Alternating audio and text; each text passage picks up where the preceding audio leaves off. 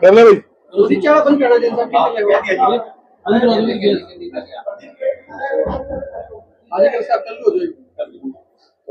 वो रोको आज सबसे बड़ी दिक्कत हरियाणा के अंदर बेरोजगारी की, जिसका एक मुख्य कारण है हरियाणा में लगातार व्यापार व उद्योग का पिछड़ना। सरकार की गलत नीतियों के कारण लगातार छोटे व मध्यम जो उद्योग थे गांवों के अंदर, उसके अंदर हजारों उद्योग बंद हो चुके। विषय क्या है आज की पद कहीं है ना, कांग्रेस नेता किसकी बैठक है ये? व्यापारियों की। बिल्कुल वो व्यापारी बात पहले विषय पता कर लेना, पर उस हिसाब से ओनली व्यापारी। क्या पता आप श्याम मंदिर को लेकर प्रधान जी नहीं बैठे हैं। व्यापारी मारा आशीर्वाद दे पापा मारो। पद कहीं है ना, वास्तव में पता किस विषय में आ जाए। इतना कहा गया कि प्रधान जी आ रहे हैं, लिखा है मैसेज में लिखा है व्यापार मंडल प्रधान पद मैसेज भी डाल रखे है। देखो आप क्या करो।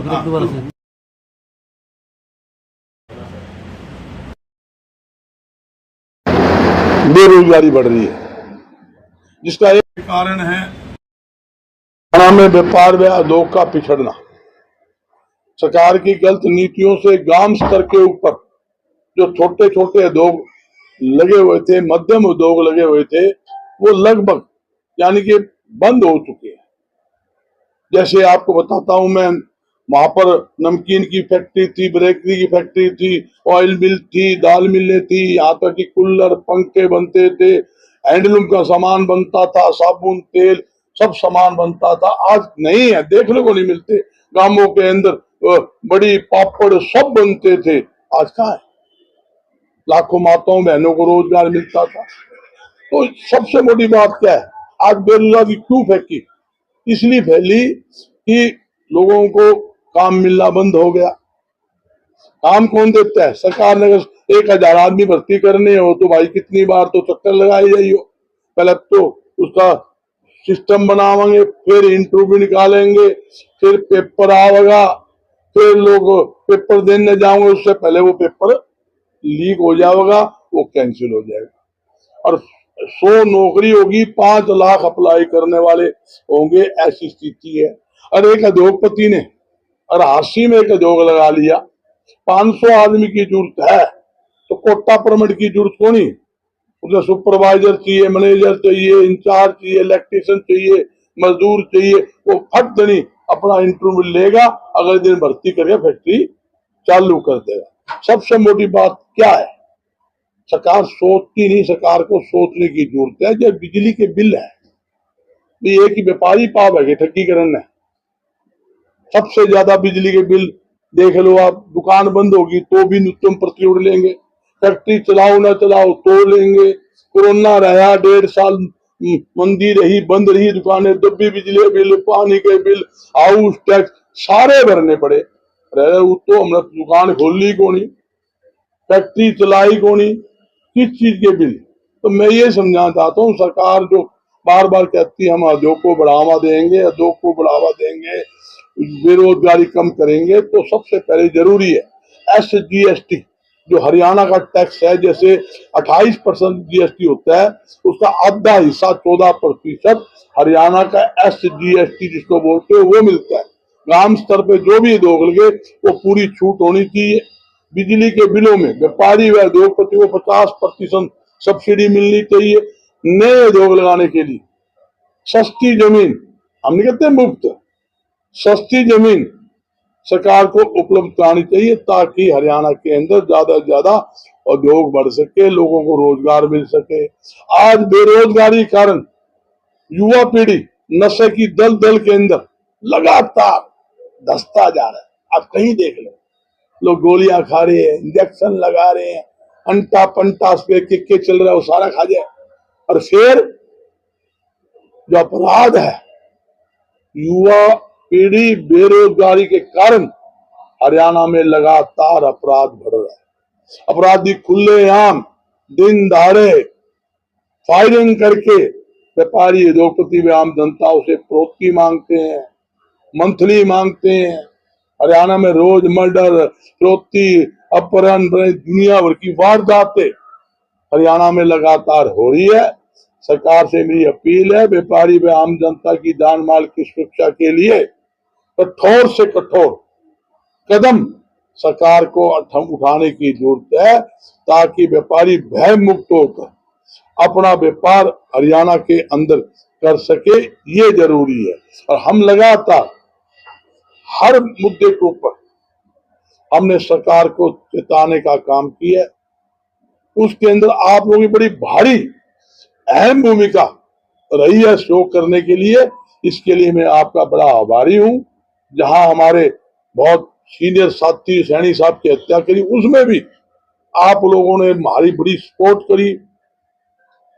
सभी व्यापारियों की, आप भी हमारे परिवार, वो भी आपका परिवार था, आपने बड़ा सहयोग किया, जिसके कारण काफी हद तक समस्या का समाधान हुआ। उसके लिए भी मैं आपका बहुत आभारी हूं। मगर मैं फिर कहता हूं, अपराधी किसी का रिश्तेदार नहीं होता, अपराधी किसी का भाई नहीं होता, अपराधी अपराधी होता है। मैं एक बात फिर कहता हूं, सरकार को पूरी तरह से पुलिस के काम में इंटरफेयर बिल्कुल खत्म कर देना चाहिए। पुलिस को कह दो भाई, तारीख हाथ खुले हैं, जो ऐसा जो करेगा वैसा भरेगा। अगले पटाखे बजावे और तुम डंडे ना बजाओ, तुम पटाखे ही बजा के आ जाओ। दावे के साथ कहता हूं, अपराधी नहीं जाएगा हरियाणा, सांस नहीं काटेगा। जो सांप बिल के अंदर घुस जाए ना, तो पता भी बिल से बाहर निकले लठले खड़े मारेगा। इस तरह बिल के अंदर घुस जाएंगे। मैं एक बात पूछना चाहता हूं, रोज आती भी फरोख्ती मांगी जा रही है, जेलों से फरोख्ती मांगी जा रही है। जेलों में फलाना गैंग ने फोन करके उससे पैसे 50 लाख मांग लिए, उससे 2 करोड़ मांग लिए, उससे 20 लाख मांग लिए। अरे जेल में फोन कहां से आ गया? किसने उपलब्ध करवाया? सरकार ने आज तक इस पर गौर नहीं किया। जेल से जब फोन होता है तो सुप्रीटेंडेंट की जिम्मेदारी नहीं है, सरकार की जिम्मेदारी नहीं है, पुलिस प्रशासन की जिम्मेदारी नहीं है। तो कैसे मोबाइल आया, कैसे फोन किया? सबसे पहले जेल सुप्रीटेंडेंट के ऊपर एफआईआर दर्ज होनी चाहिए, पुलिस अधिकारियों के खिलाफ पर्चा दर्ज होना चाहिए। भाई तुमने वहां से फोन किसने दिया? जहां आदमी ऐसे ऐसे जेले हैं जहां मच्छर कौन बढ़ सके, वहां मोबाइल से फोन करके पोती मांग रहे हैं, गैंग चला रहे हैं और उनको खुली छूट दी जाती है। वो तकलीफ है। अगर आप जेलों में सख्ताई कर दोगे, थाने के अंदर लिखा होता था 3 चीज बड़े होती, एक वो चमड़ा का टंगा होता था, उस पर लिखा होता आन मिलो सजना। आन मिलो सजना मतलब ये था, कपड़ा उतारा ठोक्या, आन मिलो सजना। आजकल तो थाने के अंदर अपराधियों को समोसे कचौरी खुआ के आओ भक्ति करी जाए। भाई कुछ नहीं, रिमांड ले लिया 5 दिन का, चाय पी, तू बता दे, जो बता दे ठीक है। 5 दिन खत्म हुए, जेल में भेज दिया। जेल में वो बाबू बन जाएगा, जेल में और गैंग चला होगा। खुले जब पोती मांगे और गोली चलावे और फिर बहादुर कहता हाँ हमने मांगी है भाई, हम मांगने वाले, हम लेवांगे। कर्जा मांगे हमारा कोई लेवा, कर्जा मांगे क्या भाई? कर्जा मांगे हमारा बाप दादा, बता दे भाई कर्जा ले जा भाई। मगर मैं खुले तौर पे कहता हूं, किसी प्रकार से नहीं डरेंगे, डरेंगे नहीं।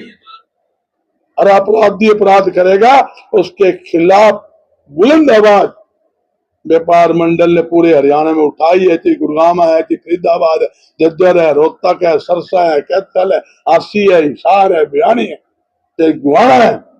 जहां जहां भी उन्होंने बदमाशी करी है, हमारी टीम, ये सारे हमारे परिवार खड़े, आप लोग खड़े हो, आप लोग का सहयोग रहे, वहां पर डट के लड़ाई लड़ी है। जब जाके थोड़ी बहुत शांति मिली है। तो 3 पटाखे बजे हैं ना, ऐसे नहीं बजे, आप भी समझते हो। ये आपका प्रेशर था, व्यापारियों का, व्यापार मंडल का प्रेशर था और आम नागरिक का प्रेशर था। आम बहन बेटी समझ गई थी। हम जान माल के लिए, जिस तरह आज व्यापारी है, उद्योगपति है, आम जनता, बहन बेटी तक सुरक्षित नहीं थी। इसलिए हर एक आदमी के दिल में टीस था। हरियाणा के इतिहास के अंदर मैंने दुनिया भर की हड़तालें करवाई, हरियाणा बंद करवाया।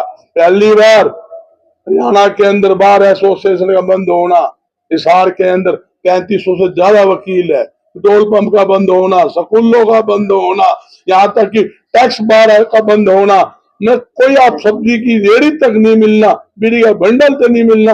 आशी के अंदर लोग कहते थे बंद नहीं होगा, नू नहीं होगा।